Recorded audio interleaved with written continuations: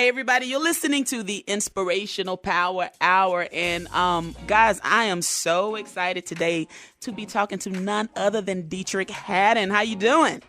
What up, Chandra? It's good to be with you on the show today. What y'all doing? Hey, it's Friday. We're getting ready for church already. We're laying the clothes out. It's Friday night. Remember that old song by Rance Allen? I do. And I just got home from work. Yeah. So, Deitrick, you're a big Rance Allen fan, huh? What's up, Chandra? Hey, you're a big Rance Allen fan, huh? I'm his number one fan. Yes. Period. Hands down. Ain't nobody beat me being a Rance Allen fan. Yes. I've been listening to him since I was a kid. And my mother is really his number one fan because going to school and coming home from school every day when I was a kid, she would play his records. And that's really how I learned how to sing, just listening to him and Andre Crouch. So, yeah, I give big, mad props to Rance Allen. And the greatest singer on the planet. He is. He's a phenomenal singer. Awesome ministry. And, so I remember the cameo that he did in one of your films. It was an honor and a privilege to be able to do that. It's always been a dream of mine to see gospel artists in films. Yeah. And to be able to put my mentor and somebody I've looked up to all my life in one of my films, it was a dream come true. So it was my honor. All right, Deitrick, you've been doing this for so long in your ministry. We have experienced it over the years, but today we're talking about this new project. We're talking about Have Your Way. We're talking about R.E.D. Tell us about it. You make me feel so old. Talking about down through the years you've been singing for years. We've experienced. I'm still young now. Come on now. Well, I mean, hey, look, we got to appreciate longevity in the ministry, though, Deitrick. You're absolutely correct, and it's been a blessing to have longevity. And I started very early at a young age, so yeah, you're right. You're right. I stand corrected. You're right. All right, listen. So tell us about this new project. Tell us what we're getting ready to experience. Last time we were on the moon, but now we covered in red. What's going on? You were on the moon, and I really appreciate that record, Church on the Moon, because it won me my first Dove Award for the best contemporary gospel record in the country. So I got to give mad props to people that enjoyed that creativity, the Church on the Moon album. But this record, we ain't on the moon no more. We down to earth, and we're restoring everything damaged. R.E.D., restoring everything damaged. And this record, I have to say, it has to be, I can't say it's my best work, but I can say it's my most transparent work that I've ever produced and written.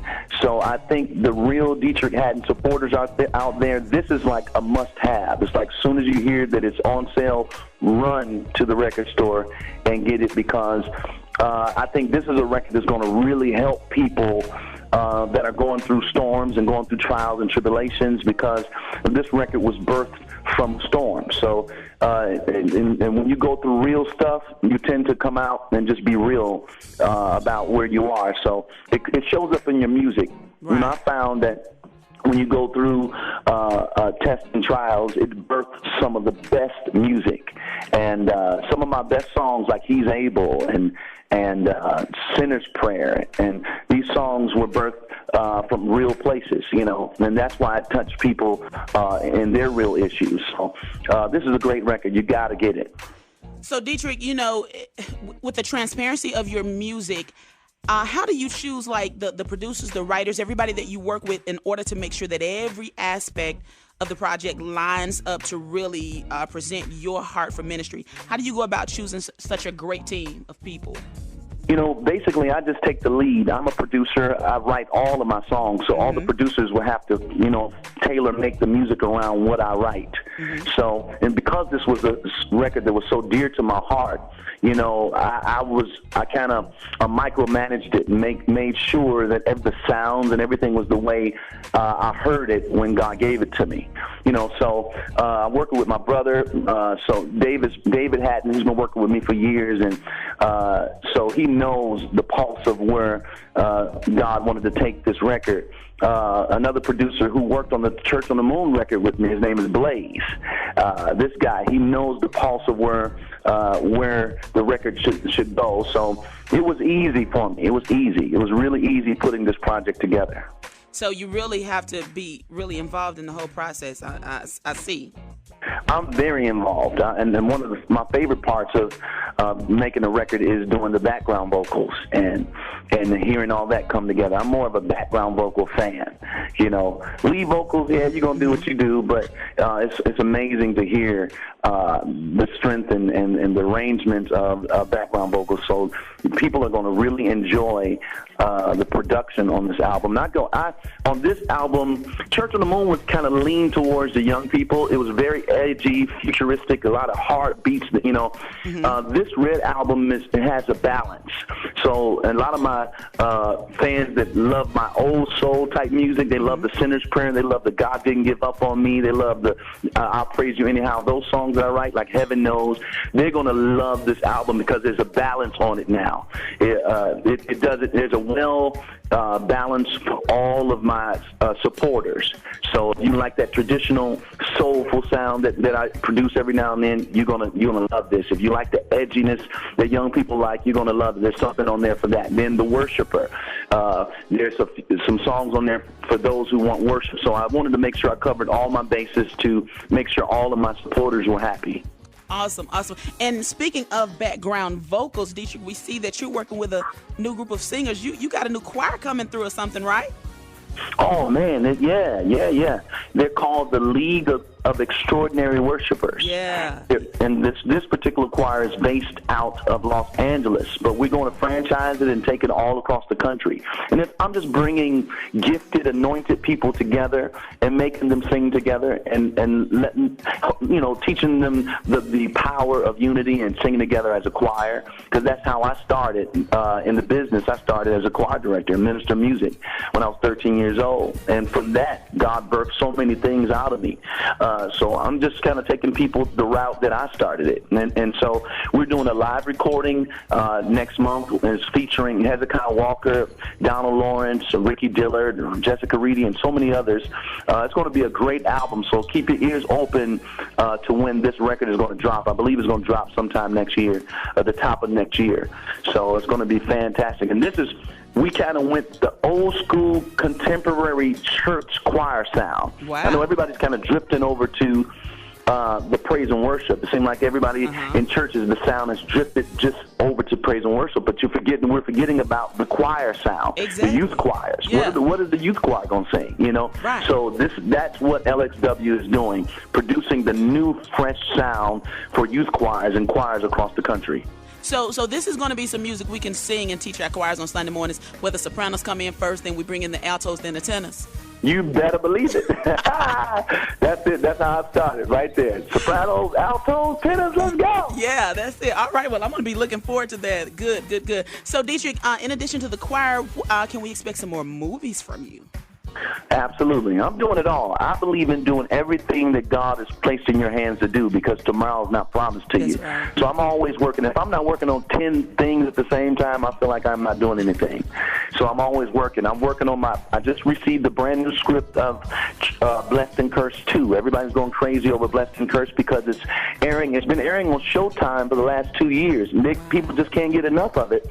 So we just decided to do the sequel to it, Blessed and Cursed 2. So we're getting ready to go into production on that in about 2 months. It takes time to really prep doing these movies. So we're going, I reckon, like in June, we'll be in production with that film. So prayerfully it'll come out either the later part of this year or the first quarter of 2014. But that's what we're doing. We're making movies. You know what? There's somebody in this office that's going to be so happy to hear that, because he is such a fan of Blessed and Cursed 1.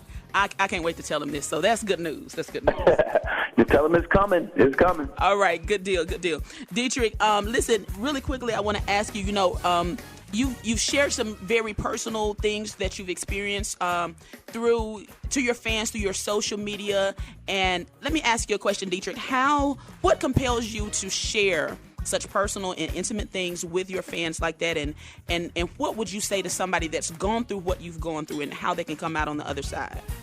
Well, the beautiful thing about Twitter and Facebook, You know, when you have a verified account, people know it's coming directly from you. And that's why people follow me. They know I'm probably one of the realest dudes you'll ever meet. Right. And so I don't believe in being something that you're not. You know, I believe in being the same person at all times. And so the beautiful thing is I don't have to hire a publicist to speak on my behalf. I'm a very intelligent young man and know I can speak for myself, and I can speak directly to people that need to hear it. The people that follow me are Deitrick Haddon die-hard fans, and they get to hear it from me directly. So when I went through a little storm, I just don't, you know, the things that I expressed were things that were necessary to be told to those that support my ministry, you know, and so that's why I felt compelled to speak to them directly. You know, when I went through a divorce, you know, I let people know, hey, you know, Demita and I were not together, you know, so keep us in your prayers, you know,